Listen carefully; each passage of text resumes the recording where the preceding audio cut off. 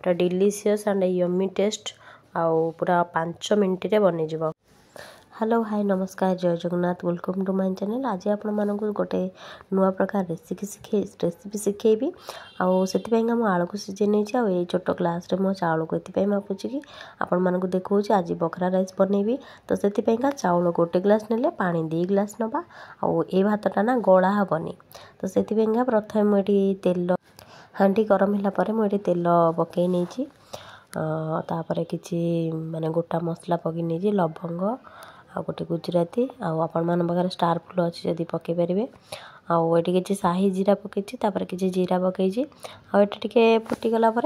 आमे पानी दबा जो ग्लास रे मुझे कही ए ग्लास रे जेहेतु आम चाउल नबा तो यही ग्लास रे आम पानी दबा। जदि आम 3 ग्लास चाउल पकाउछे ताले 6 ग्लास पानी दबा। तो ये मोर पानी देती मु 3 ग्लास चाउल नहीं आपण मैंने आपण मान हिसाब से माने जो हिसाब नौथिबे से हिसाब से पानी देबे। तो मापिकी नेबे एटा गला हबनी जेहेतु सेतिपैंका मुझे मोर 6 ग्लास पानी मुझे नहीं एटा मोर कंप्लीट हो जिवो। आज जे मत टे ठंडा है तो मो आवाज टे अलग प्रकार शुभुची तो सांग मैंने एडजस्ट करने किसी खराब भावेनि एमती कौन आवाज शुभा जाऊँगी। तो ये मोर पानी माने पूरा गरम हवा पर्यंत आम छाड़ीदबा आपाइंका मु जो रेसिपीटा बनैबी आपाइंका ये फास्ट मु आड कर माने दही दही को ये मुझे कंसार काढ़ी नहीं आने जो मैंने चाहूँगी जल्दी जल्दी रेसिपी बनवाई माने किसी टाइम न नहीं कि गोटे भल रेसिपी इच्छा हो रोषे करने तो ये रेसिपीटा आपने करेंगे। ये मोर पानी देखते पूरा भल भाव फुटी फुटी आसला बेसी तो गरम नुह बट हो जाता बहुत गरम आपने चाहिए गोटे जल्दी भी पकई पारे देखिए पानी की। तो ये मोर जेहेतु पानीटा गरम हो जाता मुझे हांडी काढ़ी मैंने ढांकना काढ़ी देती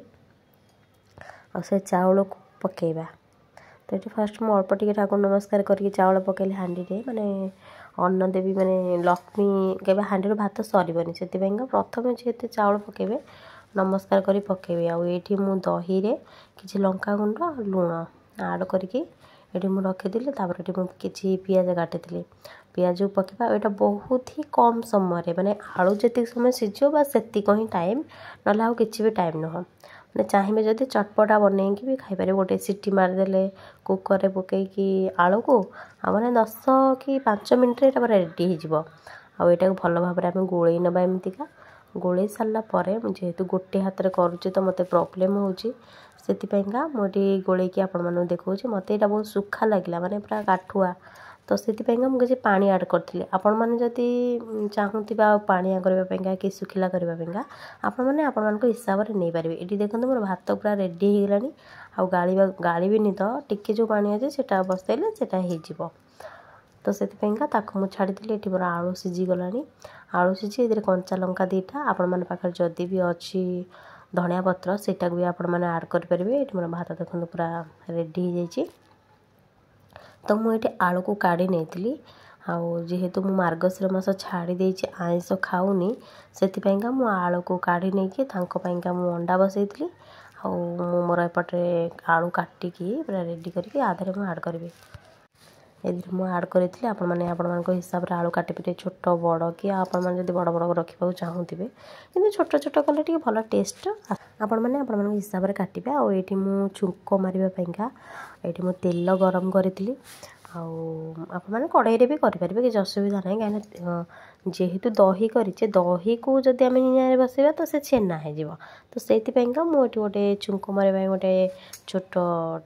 ये नहीं कड़ाईटे तो ये आम लंका कि सोरिष आ कि जीरा पकेबा आउ मोर यहाँ मन नाला हलदी गुंड आ लंका गुंड धनिया गुंड पकेबापा तो ये मुझे कौन करी ना फास्ट यहाँ को मुझे ऐड कर देती तापर पुणी थे आउ मैंने आपने चाहिए एकाथर भी पकई पारे मोर कहवा मतलब हो यहाँ तो जेहेतु मुझे भूली जाइली तो से मुझे आउ थे यहाँ तेल पकईकि ऐड करी आपण मैंने चाहिए एकाथर भी करें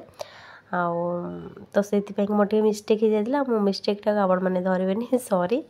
किंतु यहाँ बहुत ही टेस्टी आपण मैंने थरे निश्चय ट्राए करूँ आमी लगिला आपण मैंने कमेंट माध्यम निश्चय जणाइबे।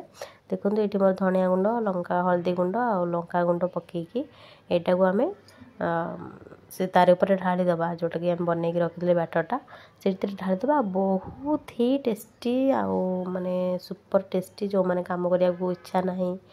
आउ कम समय किसी बनवाक चाहते यहीटा बहुत डेफिनेटली बहुत ही बढ़िया लगे आपण मैंने थरे ट्राए करूँ निश्चय भल लगे आ देखो आर माने कलर केमती देखा पूरा सुपर आउ टिके रखीदे आहूरी बढ़िया से आ भूषम पत्र जदि अच्छी से आड करे मो पास नाला तो सेटा मुझे स्किप कर नहीं धनिया पत्र भी नाला तो मुझे स्किप कर नहीं आपण मैंने यहाँ पकई देखिए आहू टेस्ट लगे तो ये मोर सरी जाइए माने मोर रोषे पोषे सब सरी जाइला आउ ये टिफिन बाड़ी आपण मैंने रेसिपीटा को निश्चय ट्राए करूँ केमती लगे कमेंट मध्यम निश्चय जनइबे रही जय जगन्नाथ।